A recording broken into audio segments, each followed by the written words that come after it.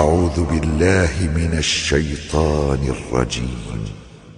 بسم الله الرحمن الرحيم. السلام عليكم ورحمة الله وبركاته. إن الحمد لله نحمده ونستعينه ونستغفره ونعوذ بالله من شرور أنفسنا ومن سيئات أعمالنا. من يهده الله فلا مضل له ومن يضلل فلا هادي له، وأشهد أن لا إله إلا الله وحده لا شريك له، وأشهد أن محمدا عبده ورسوله.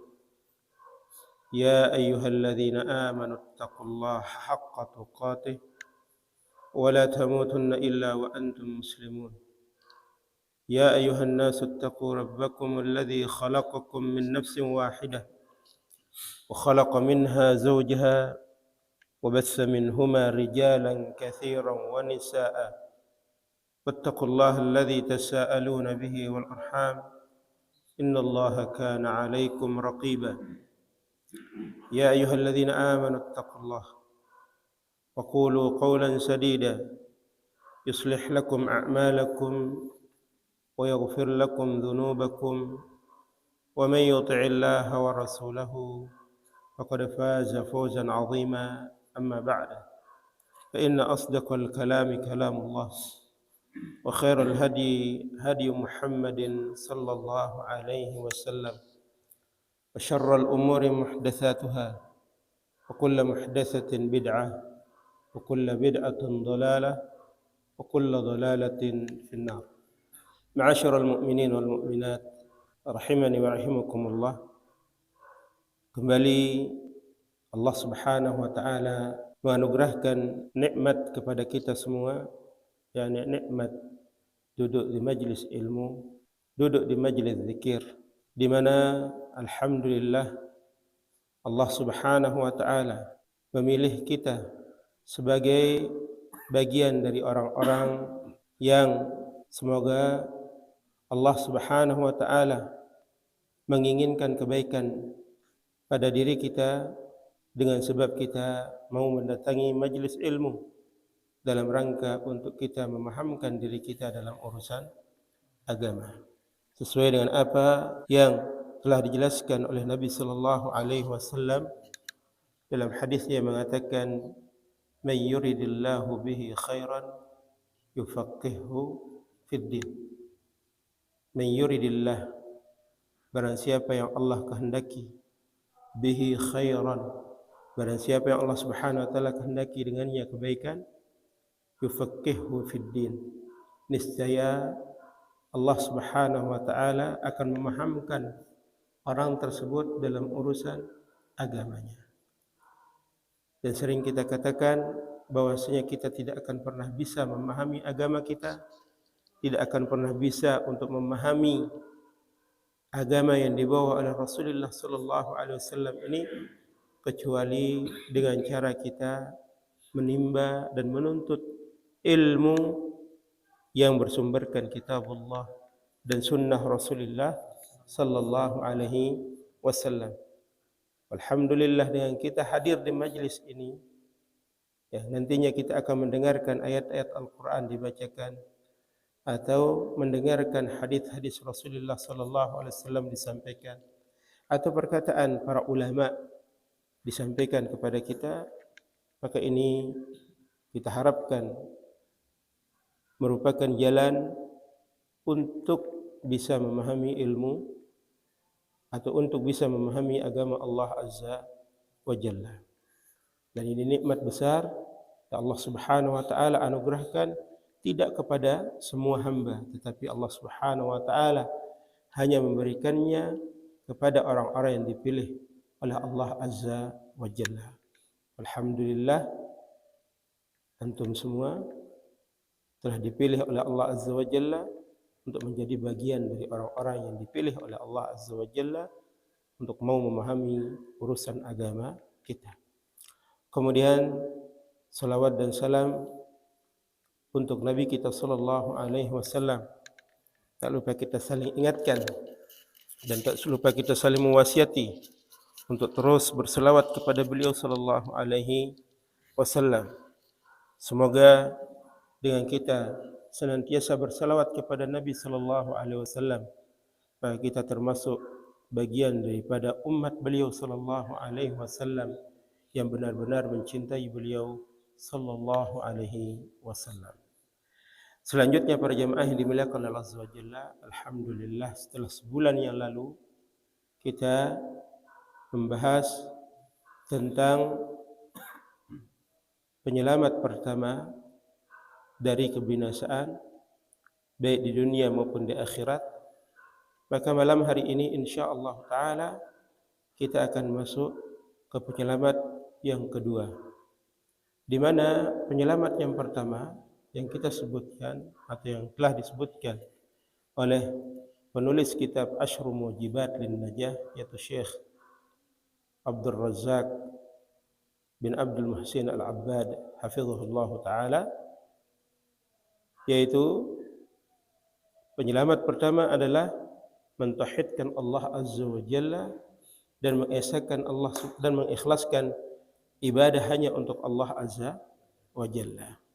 Kemudian kita sebutkan beberapa dalil dari kitabullah dan juga sunnah Nabi sallallahu alaihi wasallam yang menjelaskan tentang perkara tersebut, tentang hal tersebut, yaitu tauhid dan ikhlas dalam ibadah merupakan penyelamat yang bisa menyelamatkan seorang hamba dari kebinasaan baik di dunia maupun di akhirat.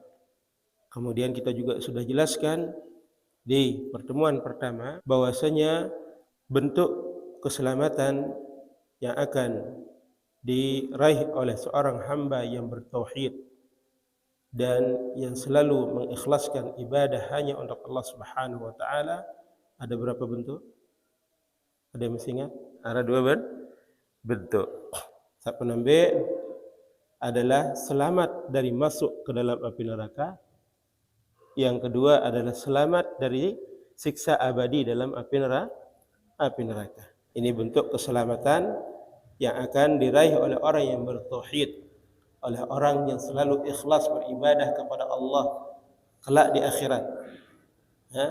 Bentuk keselamatan pertama, dia akan selamat dari siksa api neraka. Artinya dia tidak akan masuk ke dalam neraka. Dia akan langsung dimasukkan ke dalam surga.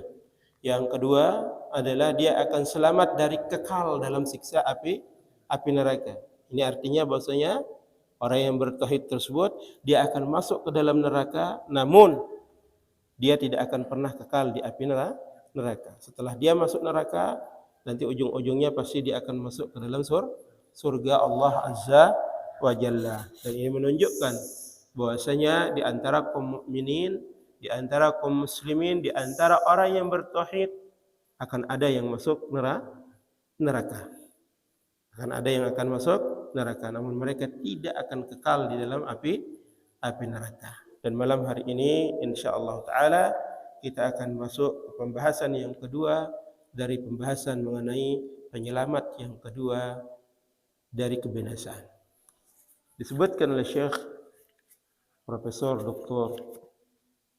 Abdul Razak bin Abdul Muhsin Al-Abbad hafizahullah ta'ala tentang penyelamat yang kedua, yaitu ittiba'u sunnatin nabiyyi sallallahu alaihi wasallam. Penyelamat yang kedua adalah mengikuti sunnah Nabi sallallahu alaihi wasallam. Jadi siapa saja yang ingin meraih keselamatan hidup di dunia ini setelah dia mentauhidkan Allah Azza wa Jalla dan senantiasa ikhlas dalam beribadah kepada Allah Subhanahu wa taala, maka hendaklah dia, orang yang ingin selamat ini, mengikuti petunjuk dan sunnah Nabi sallallahu alaihi wasallam. Di mana mengikuti sunnah atau petunjuk Nabi sallallahu alaihi wasallam dalam kehidupan sehari-hari, terutama dalam amal ibadah kita, ini merupakan tuntutan dari syahadah wa anna Muhammad Rasulullah.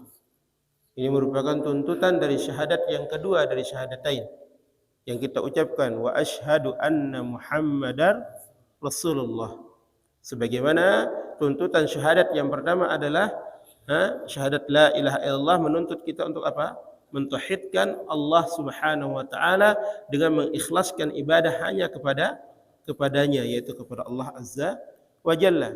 Maka tuntutan daripada syahadat Muhammad Rasulullah ketika kita mengucapkan wa asyhadu anna Muhammad Rasulullah, maka kita dituntut untuk apa? Untuk memurnikan ittiba, untuk menjadikan panutan kita hanya kepada Nabi sallallahu alaihi wasallam, supaya kita beragama sesuai dengan agama Rasulullah sallallahu alaihi wasallam, supaya kita mau beribadah kepada Allah sesuai dengan ibadah yang dicontohkan oleh Rasulullah sallallahu alaihi wasallam. Ini tuntutan daripada apa? Kalimat wa asyhadu anna Muhammad Rasulullah. Jadi kalau kita telah berikrar dengan mengucapkan asyhadu an la ilaha illallah wa asyhadu anna Muhammadar Rasulullah wa asyhadu anna Muhammadar Rasulullah, maka kita perlu untuk mempelajari arti daripada asyhadu an la ilaha illallah wa asyhadu anna Muhammad Rasulullah.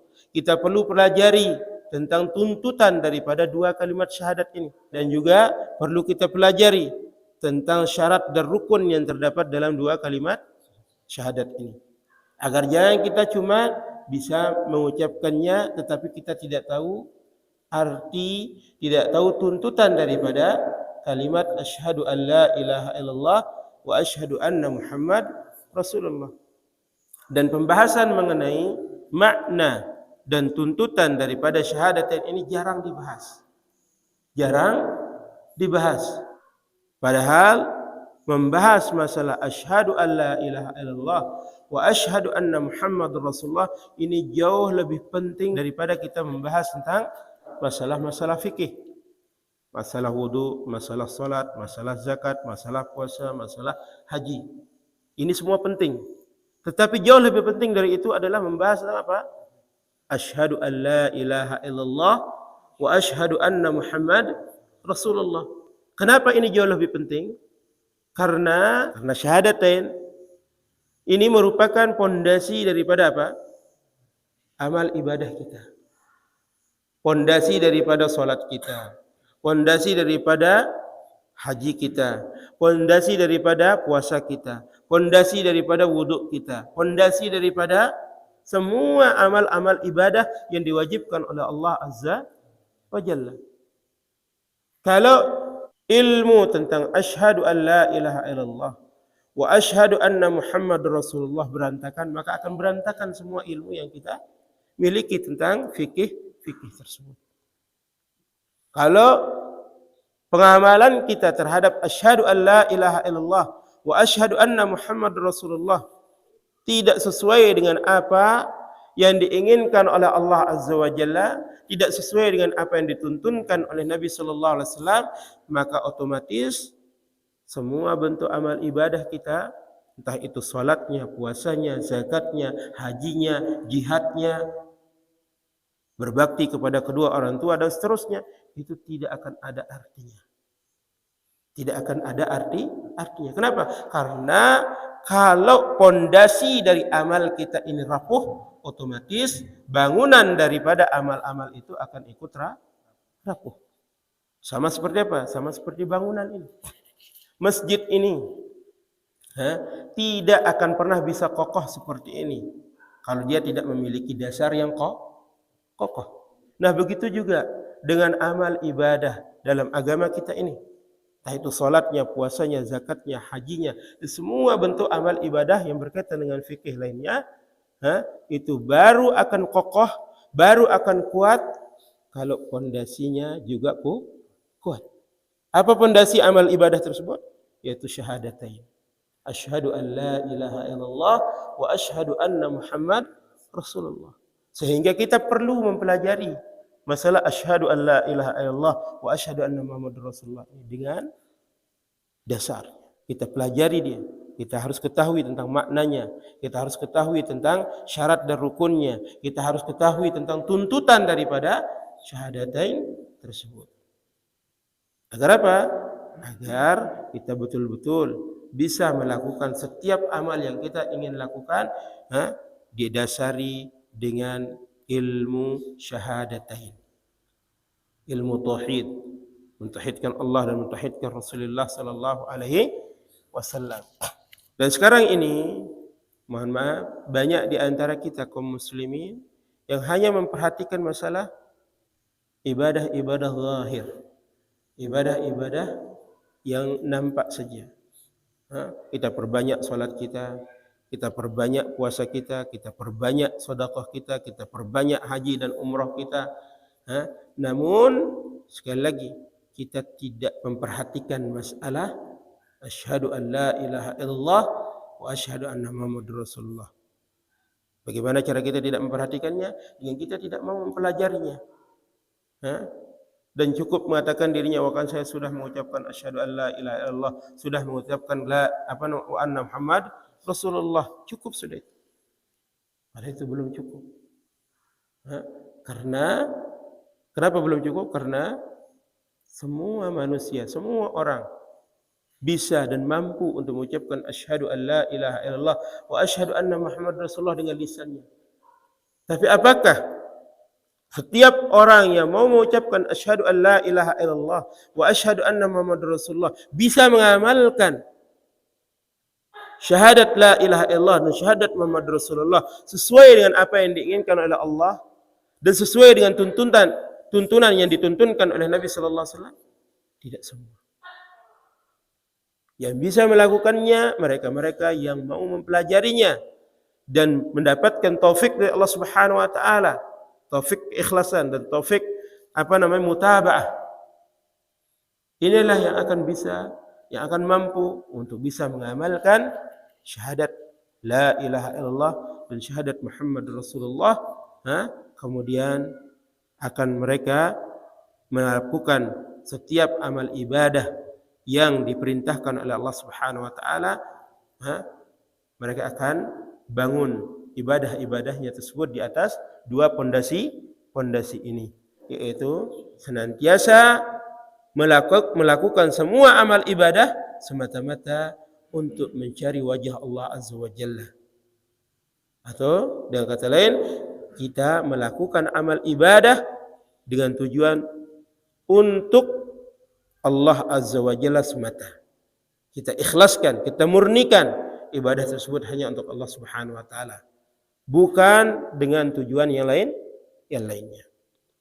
Yang kedua, kita lakukan amal ibadah yang kita lakukan, yaitu salat kita, wuduk kita, puasa kita, zakat kita, dan semua bentuk amal ibadah zahir lainnya, itu kita harus lakukan sesuai dengan apa yang dicontohkan oleh Rasulullah sallallahu alaihi wasallam. Tidak ada artinya suatu amalan yang kita lakukan jika kita tidak ikhlas dalam mengamalkannya. Sebagaimana tidak akan ada artinya suatu amalan, suatu perbuatan, suatu ibadah kalau kita tidak mengikuti apa yang dibawa oleh Nabi sallallahu alaihi wasallam. Baru amal ibadah tersebut akan dikatakan sebagai amal saleh jika amal tersebut dilakukan ikhlas semata-mata karena Allah dengan mengikuti tuntunan yang dituntunkan oleh Rasulullah sallallahu alaihi wasallam. Sekali lagi, mengikuti petunjuk, mengikuti sunnah Nabi sallallahu alaihi wasallam. Ini berarti bentuk pengamalan dari syahadat wa anna Muhammad Rasulullah. Siapapun yang mau mengikuti Nabi sallallahu alaihi wasallam dalam amal ibadahnya berarti dia mau mengamalkan syahadat Muhammad Rasulullah sallallahu alaihi wasallam. Orang yang mau mengikuti sunnah Nabi sallallahu alaihi wasallam, yang mau mengamalkan syahadat Muhammad Rasulullah sallallahu alaihi wasallam, maka dia pasti akan mendapatkan keselamatan hidup baik di dunia maupun di akhirat. Oleh sebab itu Syekh Abdul Razak hafizahullah taala memotivasi kita agar kita perlu perhatian terhadap sunnah Nabi Sallallahu Alaihi Wasallam, untuk fokus dalam memperhatikan sunnah Nabi Sallallahu Alaihi Wasallam setelah kita fokus dalam mentauhidkan Allah Azza wa Jalla. Dan beliau mengatakan bahwasanya perhatian terhadap sunnah Nabi Sallallahu Alaihi Wasallam dan petunjuk Nabi Sallallahu Alaihi Wasallam merupakan sebab terbesar untuk mendapatkan keselamatan hidup di hari kiamat kelak. Beliau Syekh mengatakan fal inayatu bis sunnatin nabawiyyati wal hadyil mubaraki alladhi kana alaihi Rasulullah sallallahu alaihi wasallam ta'alluman wa amalan yu'addu minal asbabil azimati lin najati yaumal qiyamah. Syekh Abdul Razak mengatakan maka perhatian dengan sunnah Nabi sallallahu alaihi wasallam dan petunjuk beliau yang penuh dengan berkah yang dahulu Rasulullah sallallahu alaihi wasallam berada di atasnya, baik ketika kita mempelajarinya ataupun ketika kita mengamalkan sunnah Nabi sallallahu alaihi wasallam tersebut dan petunjuk Nabi sallallahu alaihi wasallam tersebut, maka ini termasuk bagian daripada sebab-sebab terbesar, sebab-sebab agung untuk mendapatkan keselamatan hidup di hari kiamat kelak. Kemudian setelah beliau menjelaskan tentang ini, lalu beliau membawakan perkataan daripada Al-Imam Malik yang menjelaskan bagaimana kedudukan daripada sunnah Nabi sallallahu alaihi wasallam. Syekh Abdul Razak mengatakan wa li hadza qala al-Imam Malik bin Anas rahimahullah man arada an-najata fa alaihi bi kitabillah wa sunnati nabiyhi sallallahu alaihi wasallam. Kata Syekh Abdul Razak hafizahullah taala, dan maka dari ini Imam Malik bin Anas rahimahullahu taala pernah mengatakan, man arada an-najah, barang siapa yang menginginkan keselamatan, keselamatan hidup baik di dunia maupun di akhirat, dan yang paling utama adalah yang di akhirat, fa alaihi bi kitabillah, maka wajib atas dia untuk berpegang teguh dengan kitab Allah, wa sunnati nabiyhi sallallahu alaihi wasallam, dan wajib pula berpegang teguh dengan sunnah Nabi sallallahu alaihi wasallam. Apa maksudnya wajib berpegang teguh dengan kitab Allah dan sunnah Nabi sallallahu alaihi wasallam? Apa artinya? Maksudnya adalah kita dalam kehidupan sehari-hari ini harus beramal sesuai dengan petunjuk kitab Allah dan sesuai dengan tuntunan sunnah Nabi sallallahu alaihi wasallam. Dia tahu ibadah menurut kemilik itu pada. Jadi yang memilih beribadah, maka kita lakukan ibadah tersebut dengan melihat apakah ibadah ini ada perintahnya di dalam Al-Quran atau tidak. Kalau tidak ada di dalam Al-Quran, kita lihat dalam sunnah Nabi sallallahu alaihi wasallam. Adakah ibadah yang kita ingin amalkan ini petunjuknya dari sunnah Nabi sallallahu alaihi wasallam? Kalau ada, mari kita pegang, mari kita amalkan. Kalau tidak ada, kita tinggalkan. Jika ada perintah dari Allah Subhanahu wa taala tentang suatu amalan, maka kita berusaha untuk mengamalkan amalan tersebut. Kita berusaha semaksimal mungkin untuk melaksanakan amalan-amalan tersebut. Kalau tidak ada di dalam Al-Quran, tetapi ada di petunjuk Nabi sallallahu alaihi wasallam, ada di sunnah Nabi sallallahu alaihi wasallam, maka kita pun harus berusaha sekuat tenaga untuk bisa mengamalkan sunnah Nabi sallallahu alaihi wasallam tersebut sesuai dengan apa yang datang dari sunnah Nabi sallallahu alaihi wasallam. Yang kita membuat cara melakukannya. Apa yang datang dari Nabi sallallahu alaihi wasallam itu kita kerjakan. Dan apa yang tidak dibawa oleh Nabi sallallahu alaihi wasallam kita tinggalkan. Apa yang datang dari Al-Quran, kita kerjakan.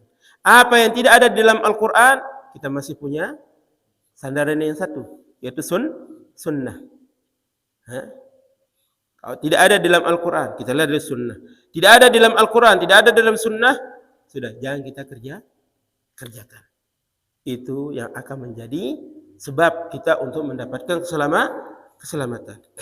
Nah, jangan sampai kita mengamalkan sesuatu yang tidak ada perintahnya dari Al-Quranul Karim.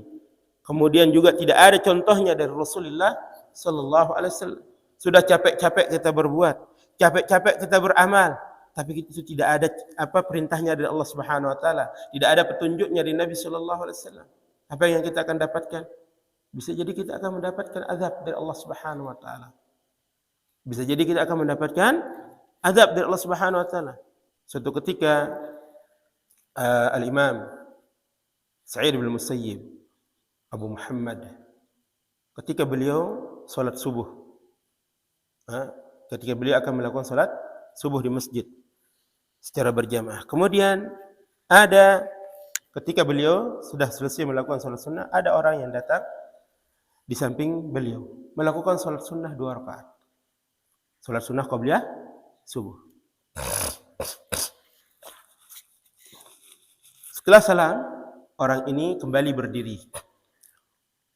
Ingin melakukan salat sunnah kembali. Bukan ba'diyah.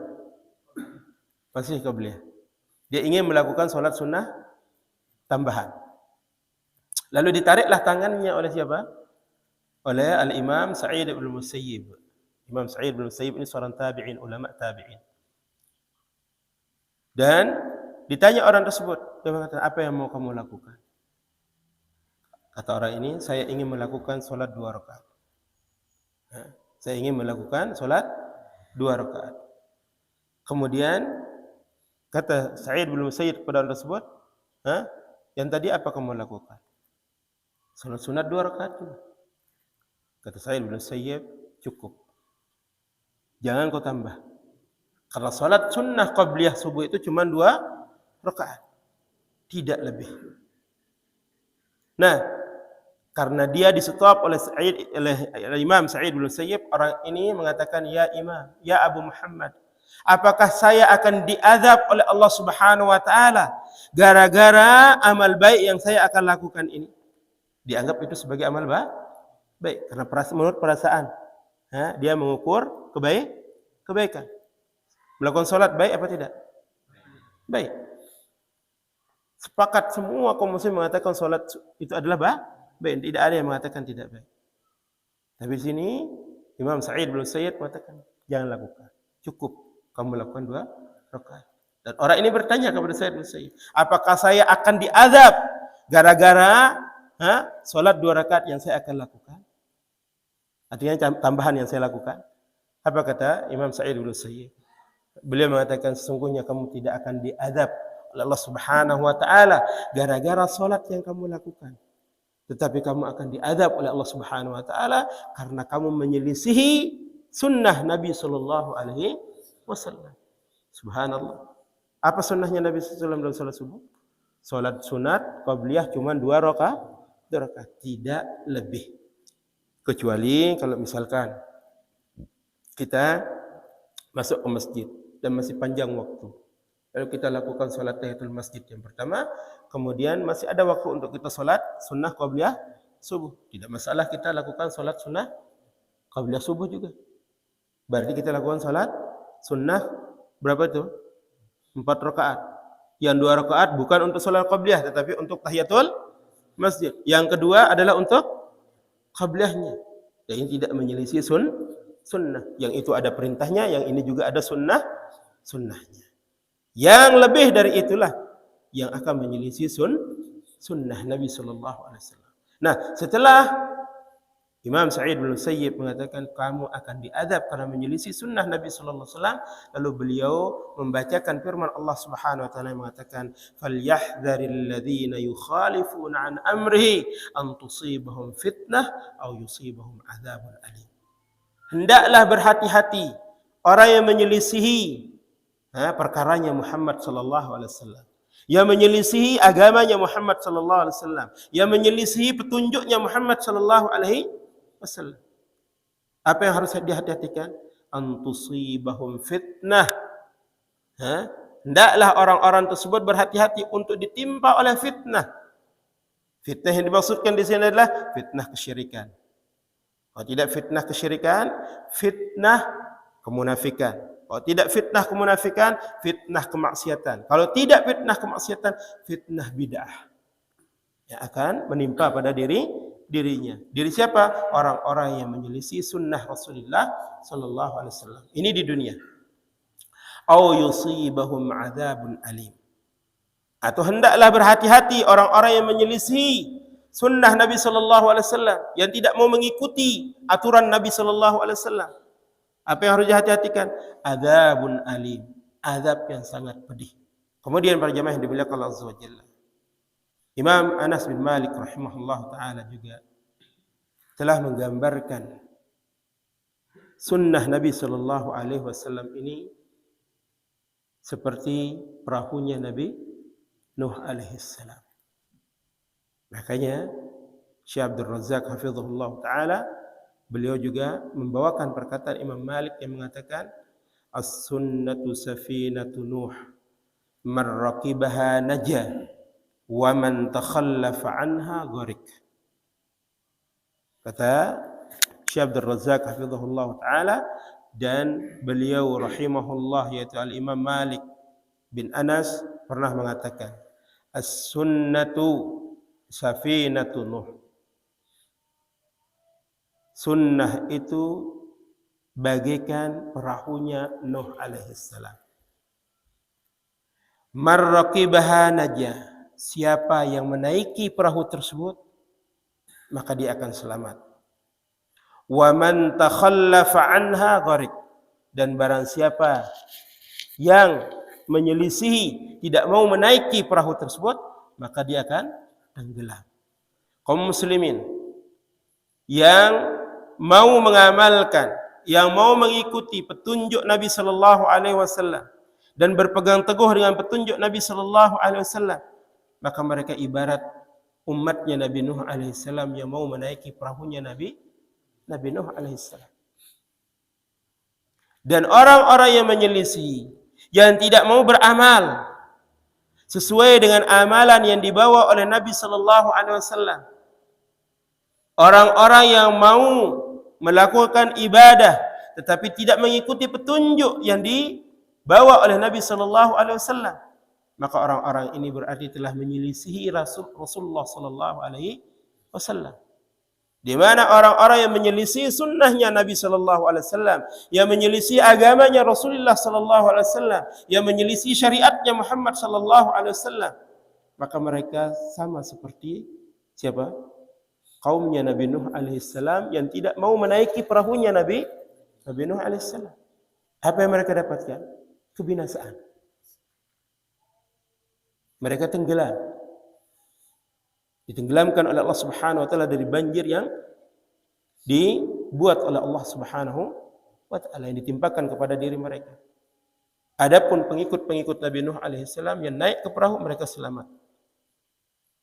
Nah, di sini Imam Malik rahimahullahu taala mengumpamakan, mempermisalkan umatnya Rasulullah sallallahu alaihi wasallam yang menyelisih sunnah Nabi sallallahu alaihi wasallam, yang sengaja menyelisih sunnah Nabi sallallahu alaihi wasallam, yang dia tahu bahwasanya agama Nabi sallallahu alaihi wasallam itu seperti ini, syariat Rasulullah sallallahu alaihi wasallam itu seperti ini, namun mereka tidak mau mengikutinya, malah mengikuti syariat dan agama yang lain dari selain yang dibawa oleh Nabi sallallahu alaihi wasallam.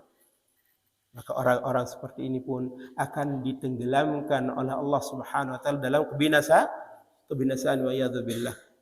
Jadi kalau kita ingin selamat, kalau kita ingin